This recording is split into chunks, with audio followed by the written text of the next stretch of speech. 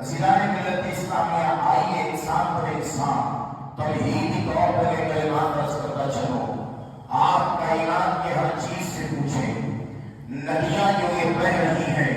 آپ ندی سے پوچھیں تو ندی جو یہ جواب دیتی نظر آئے گی کہ یقیناً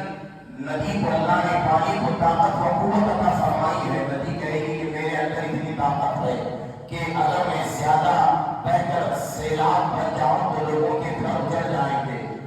سب فنا ہو جائیں گے، لیکن میں بہتے رہتی ہوں، میں رکتی نہیں ہوں، میں کبھی ٹہلتی نہیں ہوں۔ جب کوئی مسافر بھی سفر کرتا ہے تو تھوڑی دیر آرام کر لیتا ہے، لیکن ندی چلتی رہتی ہے، کبھی رکتی نہیں ہے۔ وہ بھی چاہتی ہے کہ تھوڑی دیر رک لو، تھوڑی دیر آرام کر لو، لیکن ندی کہتی ہے کہ ایک طاقت ہے جو مجھے رکنے نہیں دیتی، مجھے ٹہلنے نہیں دیتی، بلکہ میں چلتی رہتی ہوں۔ وہی طاقت و قوت وہ اللہ کی ہے، وہ وجود اللہ تبارک و تعالیٰ کا ہے۔ آپ پہاڑ سے پوچھیں، پہاڑ بھی اپنی جگہ بیٹھا ہوا ہے، اور ہندوستان کی سرزمین سے ہمالیہ پہاڑ جو آسمان کی بلندیوں کو چھو رہا ہے، اس سے بھی کہیں تو وہ کہے گا کہ میرے اندر سے چشمے نکل رہے ہیں، میرے اندر جو ہے ہزاروں درخت ہیں، ہر چیزیں ہیں، لیکن میں بھی چاہتا ہوں کہ میں بھی ٹہلوں نکلوں، لیکن میں چل نہیں سکتا، نکل نہیں سکتا،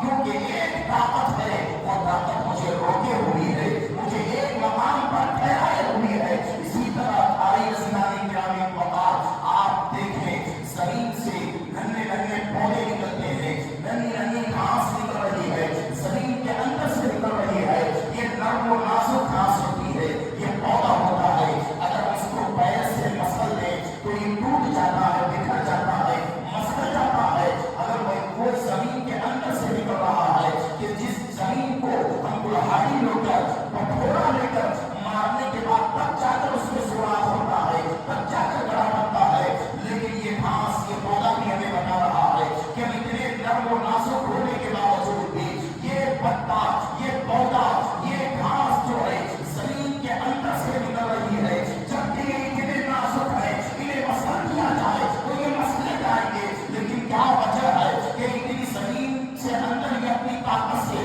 نرم ہونے کے باوجود بھی یہ نکل رہے ہیں؟ تو یہ گھاس، یہ پودے یہ بتاتے ہوئے نظر آ رہے ہیں کہ جو طاقت جو ہم نکل رہے ہیں، وہ طاقت دینے والی ایک ذات ہمیں ہے، اس میں وہ طاقت ہمیں بھی ہے کہ ہم زمین کے اندر سے نکل رہے ہیں۔ عزیزان گرامی، اور زمین کی مخلوق سے ہم نے دریافت کیا، آسمانی مخلوق سے بھی ہم پوچھتے ہیں کیا خدا موجود ہے؟ اللہ اکبر، یہ سورج، یہ چاند، یہ ستارے بھی ہمیں یہ جواب دیتے ہوئے نظر آئیں گے، اس لیے کہ دنیا کے دستور کو آپ دیکھیں، راستے بنے ہوئے ہیں، ٹریفک کا نظام قائم کر دیا گیا ہے، بتیاں لگا دی گئی ہیں،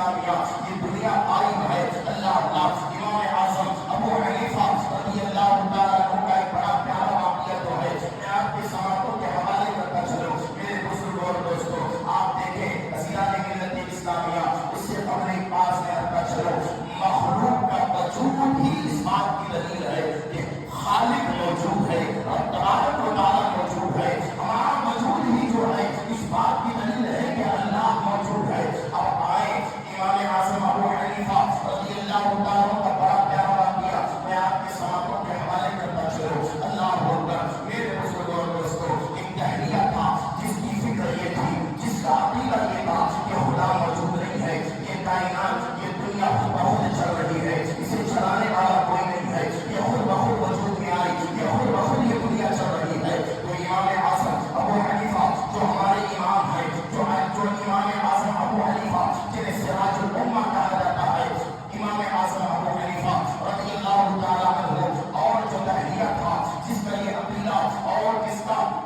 یہ نظریہ تھا معاذ اللہ کہ خدا موجود نہیں ہے یہ دنیا خود بخود چل رہی ہے تو امام اعظم کے درمیان اور اس دہلیے کے درمیان ایک مناظرہ طے ہوا ایک وقت مقرر پایا کہ اس وقت میں جو ہے مناظرہ ہوگا امام اعظم کے درمیان اور اس دہلیہ کے درمیان اللہ اللہ تمام لوگوں کو یہ اعلان کیا گیا کہ فلاں دن فلاں وقت پر جو ہے یہ مناظرہ ہوگا یہ بحث ہوگی امام اعظم کے ساتھ یہ دہلیہ مناظرہ کرے گا وقت مقرر ہوا جب طے ہو گیا تو وقت کی پابندی کرتے ہوئے وقت مقررہ پر جو ہے وہ شخص پہنچ جاتا ہے جس جگہ کا اعلان کیا گیا تھا اس جگہ پر پہنچا اور امام اعظم ابھی تشریف نہیں لائے لوگوں کا جمع غفیر لگا ہوا ہے بڑے بڑے دانشور بڑے بڑے علماء جو ہے وہ مناظرے میں جو ہے شرکت کر رہے ہیں دیکھنے کے لیے آئے ہیں کہ فتح کسے ملے گی کامیابی کسے ملے گی امام اعظم ابو حنیفہ رضی اللہ تعالیٰ عنہ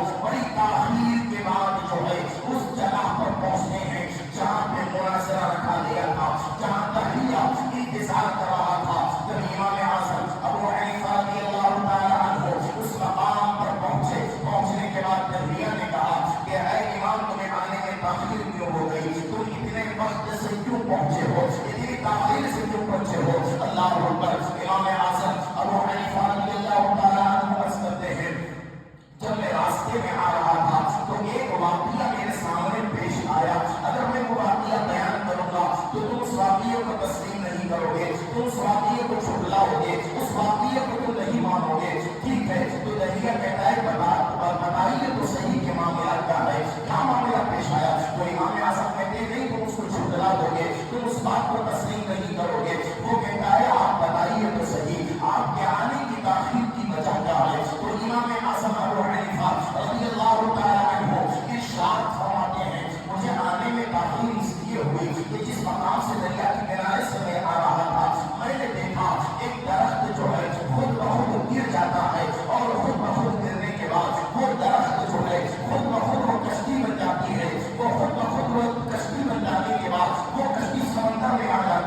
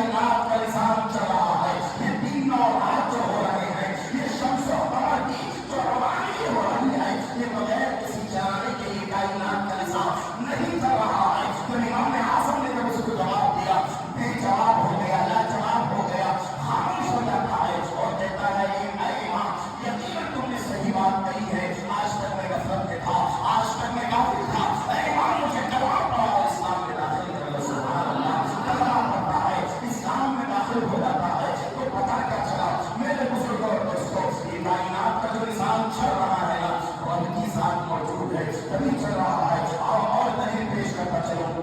इमाम मालिक रहमतुल्लाह तआला अलैह इस चीज पे आप जो है इस्तेदलाल फरमाते हैं कि रब मौजूद है। अल्लाहु अकबर। इमाम मालिक रहमतुल्लाह तआला अलैह फरमाते हैं कि इंसान एक नुत्फे से पैदा हुआ, एक नाचीज नुत्फे से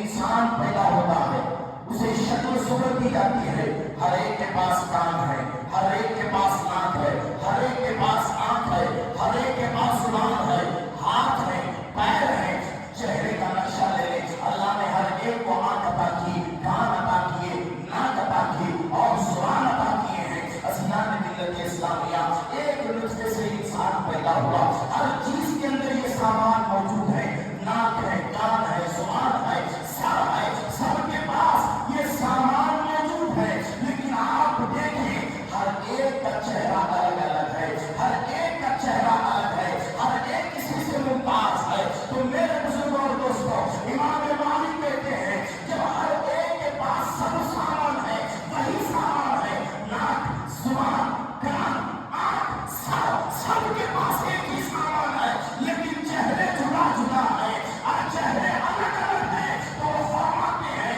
कि यकीनन इसको बनाने वाला है, यकीनन खालिक कायनात है, खल्लाक कायनात है, कि अल्लाह ने हर एक को अलग बनाया है। और एक बात अर्ज करता चलो, आज भी साइंस ने रिसर्च किया है, हर एक का अंगूठा सेम है, हर एक का अंगूठा है, लेकिन मुझे मेरे बुजुर्गों और दोस्तों आप देखते चले, इसमें जो निशानात है जिसे हम फिंगरप्रिंट कहते हैं, लाखों करोड़ों अरबों खरबों इंसान मौजूद है, हर एक के पास जो है अंगूठा ये सामान मौजूद है, लेकिन हर एक का फिंगरप्रिंट हर एक से जुदा जुदा है, अलग अलग है। तो फिर ये तख्लीक किसने किया है? ये तख्लीक रब कायनात ने फरमाई है, ये तख्लीक अल्लाह ने फरमाई है। मेरा रब मौजूद है और दलील देना चलो, रब मौजूद है। मेरे बुजुर्गों और दोस्तों, इमाम शाफिई रहमतुल्लाह तआला अलैह से किसी ने पूछा कि